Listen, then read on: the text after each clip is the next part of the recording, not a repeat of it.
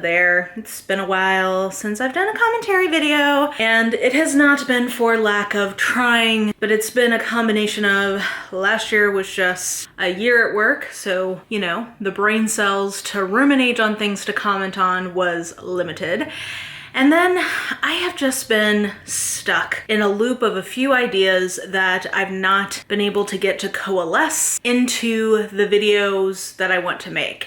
And I finally decided that I need to just have a one-shot, don't think about it too much, kind of reset video to talk to you guys about what I think my hypothesis is for some of the questions that I've been wanting to make videos about. So I've had an ongoing series about aesthetic and like why there has been a rise of the use of the word aesthetic and sort of how there's a lot of things that are purely aesthetic in our current world. And it's been kind of niggling at me, like, what is it about that idea, the kind of thesis I'm trying to get at? Something was not totally congealing there. The other video series that I've been wanting to do is trying to explore why young people, and this is, I should mention, a lot of this is really just rooted in the US because that is my cultural milieu, so that's what I feel like I can commentate upon, though I think there's resonance to this in other countries as well, particularly some of the stuff I want to talk about with like Rent. But I've been trying to answer the question, why are millennials, which is my age cohort, as we're aging, we're not going further to the right, we're actually drifting further to the left, which it goes against a lot of the thinking about what happens to people as they age. You'll often hear it said that people generally get more conservative as they get older. As people age, they become more conservative. But is that really true? It is the case that in both Britain and the United States, age is a strong indicator of how people will vote. Older people go right, younger people go left. In the past, older people have been consistently more likely to vote for right-wing parties. So that's what will happen next, right? Despite claiming to like Bernie Sanders or supporting things like public ownership, millennials will just be like boomers. They'll move further to the right as they grow older, becoming more conservative. It's a golden rule of politics. Well, actually, no, because all the evidence suggests that millennials are becoming more left-wing, not less, as they grow older. In the United States, millennials are going in the opposite direction when compared to previous generations like the baby boomers and Gen X. They are more left-wing at 40 than they were at 30, not less. And I have found myself going further to the left politically, despite the fact that from the outside, most of what's going on in my life, you would think I would benefit from more conservative political policies, but I guess there's a couple of key sort of factors that probably have kept me from buying into that. But anyway, I wanted to kind of I've been wanting to do a video series kind of talking through that, and there's so many books I want to read to support it, and I keep kind of just running to a wall in my thinking. And I finally, at the beginning of the year, was watching a video about the best music of the year, and all of a sudden I had a aha moment of what I think my underlying thesis for both of those two series I've been wanting to do or wanting to finish are. So I feel like today we're just going to talk about that thesis, and there's not going to be a lot of books referenced in this. This is just me kind of like getting out my thoughts, and then hopefully this will be the good beginning of some momentum towards going back to some of the sort of like book-based commentary that I started doing in the last couple of years because I really enjoy them, and I know you guys, at least some of you guys, really like them too. So what was that aha moment, you may be asking? Well, I was watching Todd in the Shadow's annual roundup of the best and worst songs of the year. He was talking about As It Was by Harry Styles. Now, I am not a styler. What are the stands called? I don't know. I'd heard the song kind of in the periphery, but I hadn't really had someone talk about it or really listen to it before. Todd in the Shadows was kind of positing that the reason the song was such a hit in 2022 is because it is capturing the moment. And what he was talking about is that we are living in a post-pandemic world and things are not the same anymore. And there was something about that as I was listening to the chorus, because the chorus goes, in this world, it's just us. You know it's not the same as it was, which, that totally relates to pandemic stuff. But this idea of it's just us, all of a sudden, it kind of just clicked into place for me. And it's basically just that I think my generational cohort and maybe society at large is having this slow awakening that everything just kind of feels like a scam. And so it's driving us in two extreme responses to that. I think that also explains potentially why people are so focused on aesthetic, because there's some kind of subconscious feeling that aesthetic is as good as substance at this point, because having things that are substantive doesn't get you anything more than just having a surface level or sort of aesthetic impression of it. So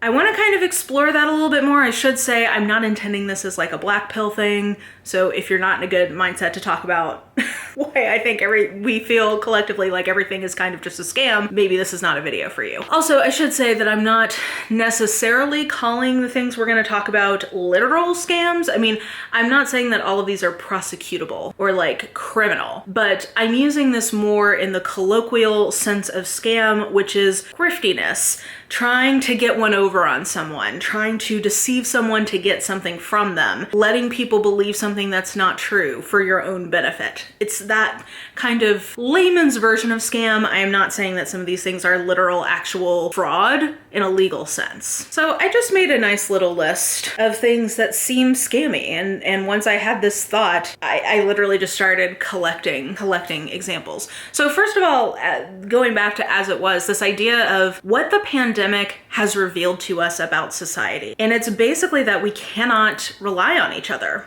Really. I say this as someone with an autoimmune disease who really needed people and still needs people to be somewhat careful about COVID. It became very apparent to me very quickly that I couldn't really trust people to do that. Even very well-meaning people, even people in my own family who I know love me, did not and do not take the health of others and their own health, frankly, but the health of others seriously enough to sacrifice, in some cases, anything for it. The profound lack of neighborliness and societal cohesion that we witnessed during the pandemic kind of reveals how hollow and fraudulent it is. I think we also in the pandemic realized how impotent our government is to truly cohere enough to take the degree of action required to combat a pandemic and to inspire us to collective action. The whole point of government is that, well, so there's partisan politics, and then there is the body politic. And the body politic is about how are we going to live together in a cohesive way in a society. People, when they think politics, they tend to just go straight to the partisan, which we'll get there. But I'm just talking about to exist in a world with other humans, you have to have, there's anarchists, which is something I'm interested in and want to pursue, but let's just take that off the table for now. Generally, in the course of human history, when you get big enough groups of us or big enough groups of people who are aware of each other, which the internet clearly makes us aware, you have to have some way of living together. That's a give and take. And part of the give of an individual is some of your individual liberties or autonomy in exchange for group protections and group cohesion, group rules. I think what the pandemic revealed was that what we get for giving up liberty is not nearly as much as what has been sold to us. We're sold protection, we're sold freedom. Here in the US, people have such a circle jerk around the idea of freedom. That is sort of what Charles Taylor would call the ultimate social imaginary good in the US. The way that fairness, when I lived in Canada, I think fairness is kind of that ultimate social good that people can rally around. In the US, everything is constructed around the idea of freedom. So you're giving up individual freedom, but in exchange, you are getting protection, you're getting whatever. And I think in the pandemic, we saw how little, because our institutions are so crippled by certain partisan politic forces and handmaidens to these corporations, they in effect have so little that they can actually do. The impotence of that feels very scammy, of like, okay, well, I pay my taxes so that I can have good roads and good schools and free vaccines when they're needed and all of that. And here you are, unable to do the hard things to rise to a hard situation. The number of people who died who were poor and not white and not healthy is pretty disgusting, and we all just sort of went along with it. So any notion of sort of citizenry feels very scammy post-pandemic. And again, maybe I'm more aware of that because I do have health issues that I need people to help protect me by not just frolicking without masks and without vaccines all the time, which here in the South, let me tell you, too much to expect from people. The next area, under healthcare in general, I put the failure of COVID. Also, I put the fact that healthcare costs what it does in the US and what a fucking scam that increasingly feels like. So for context, I have an autoimmune disease and I have extremely good insurance for the US, like in terms of what is covered and what I have to pay in premiums. And still, every chemo treatment I have to go through costs $12,000. And until I meet my out-of-pocket max, I have to cover what insurance doesn't. And so I spend all year saving up for that copay. So I just paid it. It was $2,500. And I'm one of the lucky ones in this situation. This literally bankrupts people in the US. The entire concept of health insurance is scammy because it's assuming this idea of a free market for healthcare for something that literally everybody will have to use. It is not a free market. It cannot be a free market when one side of the equation is beholden to have to use the good or service. I mean, like, how can you, remember the Enron scandals in early aughts where they were doing that arbitrage of electricity in California and killed people with the rolling blackouts? Well, it's because you have to have electricity in this day and age. You don't have somewhere else you can go for it. I mean, increasingly you could do solar panels, whatever, but you get what I mean. People are stuck having to go to something and yet they're told they have like freedom of choice and they know that they don't. That feels very scammy. Going back to the politics stuff, partisan politics in this case, this whole idea of just vote feels very scammy at this point, I think, to a lot of people my age, because the majority of Americans do vote a certain way, and yet because of the system, we are held captive to a minority of people. It might be a large minority, but the minority of people in this country want, for instance, a ban on abortion care. A minority of people in this country want completely unregulated gun laws. A minority of people in this country want things that are overtly racist and homophobic to be in effect, like want to ban drag queens. Here in Tennessee, we're trying to ban drag shows because of this weird transgender boogeyman that they have going on. It's a minority of people in the country at large, maybe, and I will say in the state of Tennessee, I can't promise, we don't vote right, okay? Like if you're talking about at a national level, it's a large minority, but a minority of people holding the rest of the country hostage to their ideas. And that increasingly feels very scammy. This whole idea of giving up liberty to gain freedom rings very hollow if you're not actually getting those freedoms. Policing, I think during the pandemic, I mean, those who are darker than, my snow globe ass, we're already aware of what a scam policing is, but I think in the pandemic it was coming to a head with the murder of George Floyd, and ever since then policing feels like an increasing scam, culminating, I would argue, in the utter disgusting perverse loss of life that happened at Uvalde. Literally at Uvalde, which is just one of the many school shootings we've had, police were standing outside waiting because they were afraid to go in, and literally we had parents running into the building to save their children, but not the police. And if you're going to buy that the police have to be armed as much as the military and have to have incredible leeway to take people's lives and just, harm them, detain them, whatever, it is again supposed to be in exchange for something. And on the TV that day, you could just see the hollowness of that offer. This idea that, oh, well, we're going to protect you though.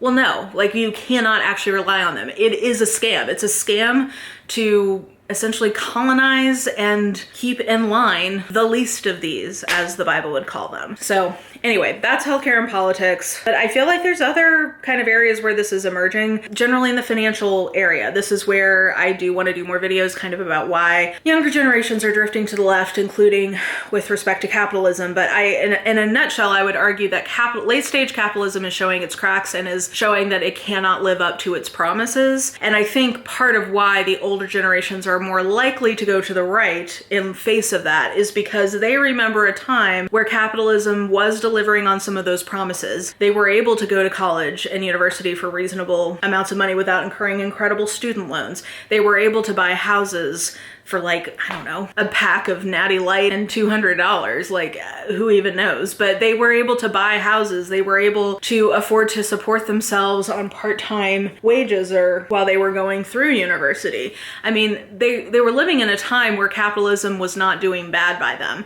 But I remember when I graduated, we were still recovering from the Great Recession. And so millennials and younger really have come in an age where we can't expect that level of prosperity. And so the older generations, I think, are like, no, let's double down to the way it used to be. And the newer generations are like, yeah, no, the planet isn't even going to survive long enough for us to do that anymore. And it's not working now. We have to do something different. So I think that is a place where people are really feeling the money scamming. I definitely remember having my awakening of the potential scammy kind of element of capitalism when I was a management consultant. Yes, that used to be my life. And I remember looking around and realizing what a farce. I mean, when you're in business school, they can spin it, but once you're there and you actually see the people enacting all of these highfalutin business things and getting paid hundreds and hundreds, if not millions of dollars to do it, you realize how hollow it all is and how scammy it all feels. And really, capitalism at this point, at least to a lot of people in younger generations, feels like a scam where everybody is scrambling to not be at the bottom of the totem pole. We all know that there's going to be losers, and we're all just trying to not be the loser. But increasingly, more and more people are forced to be the losers of this equation. Just take a look at the housing collapses. Inability for so many people to get out of being renters and the constant rent hiking, the constant lack of, inventory for people to even rent. It's just impossible to get out of a financial hole for a lot of people unless you have parents who are generous with you and who are willing to contribute to your down payment, or able to even do that if they can afford it, or if you've been set up for success by those parents by having you in the best school districts and paying. I mean, I know I got tutoring so that I could get really high SAT scores, and then I, got a really high score on the PSAT, so then I got a merit, I became a national merit scholar, and like, it's a whole system that sets you up to succeed, but it's contingent on having parents who can put you in the right position to be able to do that. And I think the ultimate expression of how scammy the economy feels at this point is the rise of MLMs and crypto bros. So MLMs, literally there's a downline. And I think, I'm not saying all the MLM huns are aware that that is scammy, but I think increasingly a lot of them are. But again, I think economically at this point, it feels like if I'm not putting people on my downline, I'm just on someone's downline. So it's eat or be eaten. And I don't care if I have to scam potentially friends and family. That's okay, because I'm gonna get mine and I have to get mine. There is no safety net. There is no protection for me. There's childcare costs an exorbitant amount, so I can't get back into the workforce in the way that I should or want to or might have to. I can't do it. I'm priced out of doing that. So I have to find a way to bring in income, and I'm just trying to stay ahead of debt collectors and trying to keep up with the Joneses. Insert get off my lawn worries about what social media does for people trying to keep up appearances. So I mean, there's the rise of MLMs. There's been a lot of discourse around that for women, but I think increasingly there are male MLMs, and I'm just going to tell you, I'm pretty sure crypto will eventually be thought of as a MLM aimed at men. It is a solution in search of a problem. It is pure speculation. If you look at the collapse of FTX with SBF, and he was staying in the islands with that girlfriend. That was really a trip. Go watch some CoffeeZilla videos on that. But anyway, I mean, I'm not saying every single crypto, when I say scheme, is a scam, but a lot of them seem very scammy. A lot of them seem contingent on trying to pump things up so that you get in early and the people who get in later are screwed. Especially when we get into the whole discussion about like fiat currency and like the future of crypto. The idea that a bunch of tech bros are trying to make a future where everybody has to use crypto is driven because they know that if you buy crypto early and that ends up being the destiny, then that is going to be worth a shit ton of money. And I think a lot of the people who are investing in crypto, it's like, well, I can't save up for a house. That seems impossible, but I do have an extra $500. So if I speculate that and something goes to the moon, well, maybe I'm closer to being able to buy a house. At some point, it's like, even if it is a scam, again, you're trying to stay ahead of the other people who are going to get scammed in the future. As long as you're further up the line, you're gonna get yours and you don't have to worry about what happens to the people further down. Socially, I think increasingly, I mean, I talked about like the lack of neighborliness and people just realizing, oh my gosh, like I can't rely on the people around me from the pandemic. But I also think that the whole phenomenon of being purposely child-free is kind of a result of realizing that the whole 2.5 kids and white picket fence thing is a scam. Not only can a lot of people my age and younger not afford it, but also realizing how much that locks you into the system and how much it is contingent on buying into the future that that system is selling. And looking around and realizing that may not be true. Also that it's a system that is still predicated on women being exploited for labor that they're never going to get paid for because there is no social support for the work that stay-at-home moms do, or stay-at-home parents in general, but it tends to be women. Just that it's like, oh, you need to have all these kids, you need to have all these kids, but there's no support to do that. You have to bootstrap it. And as I mentioned, you can't really rely on your neighbors to help you. As young people have had to move to bigger cities away from their families, it's increasingly the case that they can't rely on family nearby to support them. And so having more than one child becomes, you know, kind of a pipe dream for a lot of folks. Yeah. A lot of those women are growing up and realizing having it all actually means doing it all, which you cannot. If they can control one of the variables at play, it is whether or not they have a supportive partner and whether or not they add child rearing responsibilities onto their plate. I honestly don't understand how people afford to have children, I'm gonna be honest, but anyway, that's a different video. So yeah, all this fear mongering and sort of observation that men are struggling to get partnered. I think it's because a lot of women have woken up to the fact that patriarchal heterosexuality feels like a false bill of goods in terms of what it's supposed to be delivering. And then finally, a couple of just like funner examples is just the rise of YouTube and internet drama in general. I just think about the number of YouTube drama scandals that are involved with scamming of some kind, how influencers themselves, I mean, I say this as somebody who I guess is a very micro influencer, but is somewhat of a scam or could be seen that way, but definitely is when people are knowingly selling very shady goods or services to their fans.